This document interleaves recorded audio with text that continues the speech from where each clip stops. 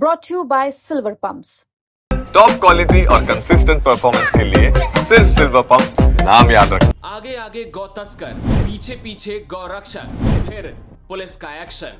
झज्जर में गौ तस्कर और गौ रक्षकों का आमना सामना हुआ। इस मामले में पुलिस के एक्शन के बाद बवाल खड़ा हो गया। दरअसल गौ रक्षकों को शनिवार देर रात एक सूचना मिली थी, जिसमें यह जानकारी दी गई थी कि भिवानी से गौ तस्कर कैंटर में गाय ले जा रहे हैं। इस सूचना के आधार पर गौ रक्षकों ने एक कैंटर का पीछा शुरू किया। साथ ही गौ रक्षकों ने इसकी जानकारी अन्य साथियों को भी दी। गौ रक्षकों को आता देख गौ तस्करों ने अपनी गाड़ी बेरी पुलिस चौकी के सामने रोक दी और गाड़ी से उतरे दो लोग चौकी के अंदर भागने लगे। लेकिन तभी गौ तस्करों ने दोनों को पकड़ लिया और पिटाई शुरू कर दी। मारपीट का शोर सुनकर चौकी से पुलिसकर्मी बाहर निकले और उन्होंने गौ रक्षकों को पकड़ लिया। मारपीट में घायल हुए गौ तस्करों को पीजीआई भेजा गया। दोनों गौ तस्कर नू के रहने वाले हैं। पुलिस ने दोनों गौ तस्करों के खिलाफ तो केस दर्ज किया ही, साथ ही 8 गौ रक्षकों के खिलाफ भी पुलिस ने गैर जमानती धाराओं में मामला दर्ज कर लिया और 8 गौ रक्षकों को ड्यूटी मजिस्ट्रेट के सामने पेश किया गया, जहां से सभी को जेल भेज दिया गया। EASI अमृत अपनी शिकायत में कहते हैं, मैं पुलिस चौकी शहर बेरी में बतौर जनरल ड्यूटी तैनात था।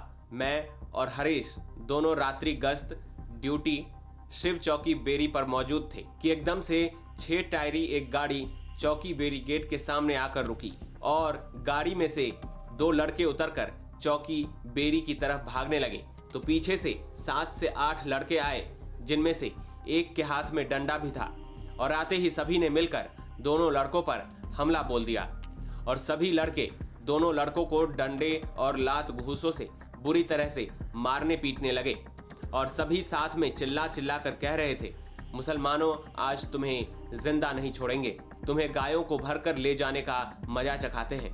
जिसमें दोनों लड़कों को काफी चोटें आई, जिस पर इनका शोर सुनकर पुलिस चौकी के अन्य मुलाजिम भी बाहर निकल आए और फिर मैंने अन्य मुलाजिमों की सहायता से इन लड़कों के साथ मारपीट कर रहे लड़कों को रोककर पकड़ा और पकड़कर उनसे नाम पता पूछा तो उन्होंने अपना नाम बताया।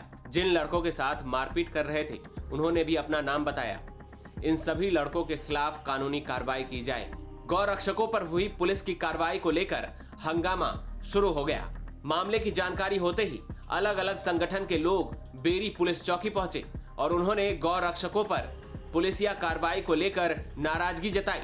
बेरी पुलिस चौकी में जब सुनवाई नहीं हुई तो सभी लोग झज्जर के लघु सचिवालय पहुंचे, जहां उन्होंने हंगामा किया और पुलिस के खिलाफ नारेबाजी की। पर गो तस्कर, जो मैं कहता हूँ, मेरे बच्चों की जवानी गो तस्करों के पीछे नहीं बीत जानी चाहिए। इन्हें अपने धर्म के रास्ते पर निकलना चाहिए और धर्म के बीच में कोई रोड़ा बने उसको हटा देना चाहिए। मेरा हरियाणा प्रशासन से, हरियाणा सरकार से विनम्र विनती है, मेरे बच्चों की जवानी कत्लों में ना बीते। मेरी बच्चों की जवानी तुम बॉर्डर पे लगा लो, वहाँ पे अपना बलिदान दे देंगे।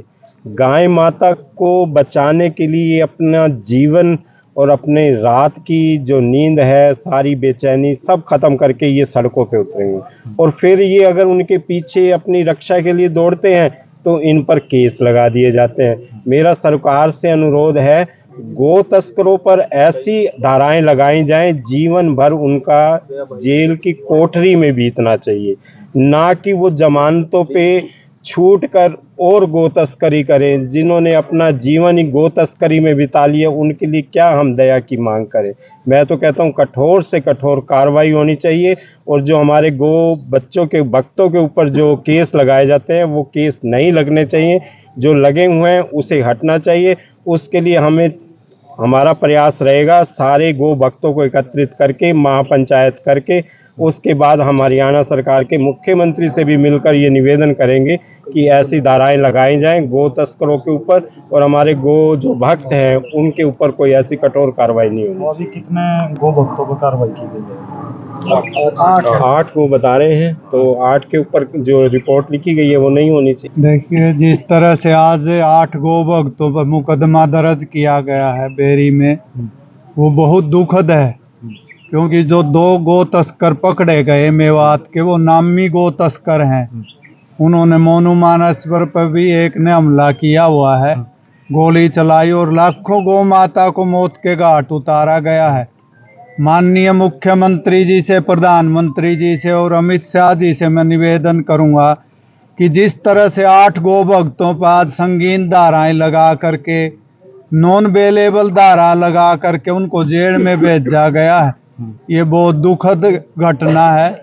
जो भी अधिकारी जिन्होंने भी, क्योंकि पुलिस में भी गौ भक्त अधिकारी हैं, माननीय डीजीपी साहब से भी मैं निवेदन करना चाहूँगा कि इस सारे मामले की जांच होनी चाहिए, क्योंकि जो गायें थी वो 3 मरी हुई थी, ठूस ठूस कर भरी हुई थी और वो कत्ल खाने में ले जा रहे थे। ठीक, 31 गायें थी। और जो गौ भक्तों से, चलो मैं ये नहीं कहता गलती होगी छोटी मोटी, वैसे करते नहीं, लेकिन कोई हमारी माता को ले जा रहा है, मार रहा है, तो सनातन में थोड़ी गर्मी होती है खून में, उसको बचाने का प्रयास करता है। इसलिए इस मुकदमे को माननीय प्रधानमंत्री जी से और अमित शाह जी से मैं निवेदन करना चाहता हूं, मुख्यमंत्री जी से निवेदन करना चाहता हूं कि 8 जो परम गो भक्त हैं उनको जिस तरह से संगीन धाराएं लगा करके जेल में भेजा है, उस मुकदमे को तुरंत वापिस लेना चाहिए। और दोनों ये जो गो हत्यारे मुसलमान है, मेवाती है, इनको फांसी की सजा देनी चाहिए, तभी गायें बचेगी। क्योंकि ये अपराधी, इस तरह से अपराधी जल्दी छूट जाएंगे और गो भक्तों की जमानत नहीं होगी तो गो हत्या बढ़ेगी।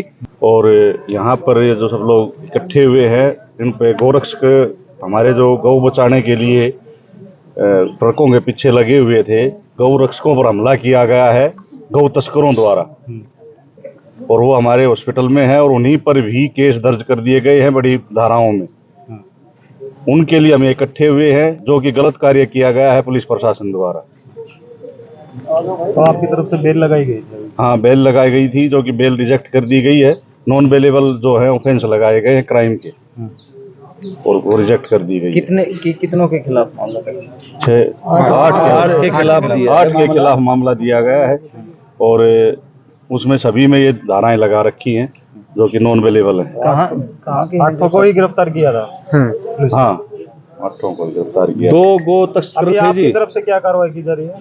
अभी हमने तो कार्रवाई बेल लगाने की थी कार्रवाई, लेकिन वो जो रिजेक्ट कर दी गई है। अब हम आगे यहाँ इकट्ठे करके जो मिल के आ रहे हैं, हम आगे अब सोचते हैं क्या करना हमने। नहीं, आगे की रणनीति क्या है? अभी रणनीति हम बैठ के तय करेंगे अभी हमारे।